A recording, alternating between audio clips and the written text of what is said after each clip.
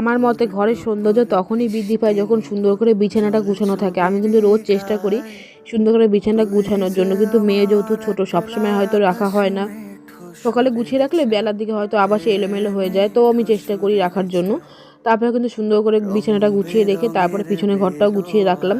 আর আমি কিন্তু রোজ চেষ্টা করি ঘর দোর ঝাড় দেওয়ার সময় যেটুকু ঝুল টুল পড়ে বা চোখের সামনে আমি দেখি সেগুলো কিন্তু সুন্দর করে ঝেড়ে রাখি। তারপরে কিন্তু আমি এদিকে সকালে ব্রেকফাস্টও রেডি করে নিই। আজকে কিন্তু রুটি করিনি, রাস্তা থেকে ব্রেড নিয়ে নিলাম, তার সঙ্গে কলা ডিম সিদ্ধ দিয়ে সকালে খাওয়া দাওয়াটা হবে। বর কিন্তু খেয়ে দোকানে চলে গেছে। তারপরে মেয়েকেও খেতে দিয়ে দিচ্ছে। মেয়ে কিন্তু এই দুদিন ধরে স্কুলে যাচ্ছে না।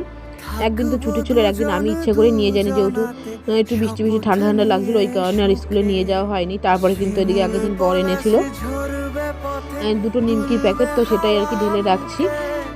আগের দিন রাখা হয়নি তো সেই কারণেই। তারপরে অনেকগুলো বাসন মেজে রেখেছিলাম, সেগুলো সব ঝুড়িতে গুছিয়ে রেখে দিচ্ছি। তারপরে কিন্তু আমি এদিকে চলে আসলাম জামা কাপড়গুলো কাচার জন্য। স্নান কিন্তু সকালেই হয়ে গেছে, তারপরে আমার মনে পড়ে অনেকগুলো জামা কাপড় কাচা আছে, সেগুলো সব কেচে নিচ্ছে। আর একটা জামা কাপড় কিন্তু নিচে পড়েও গেছে, সেটা আমি নিয়ে নিলাম। তারপরে কিন্তু রান্নাবান্না বসিয়ে দিয়েছিলাম। আজকে চিকেন করেছি, তার সঙ্গে ভেন্ডি ভাজা করেছি। আর চিকেনটা খুব টেস্ট হয়েছিল আজকে খেতে। তারপরে কিন্তু সমস্ত কাজ বাসে দুপুরবেলা খেতে বসে পড়লাম। আমি টিভি দেখছিলাম আর খাচ্ছিলাম, মেয়েকে দিকে খাওয়ানো হয়ে গেছে। তো এইভাবে দিনটা কাটলো।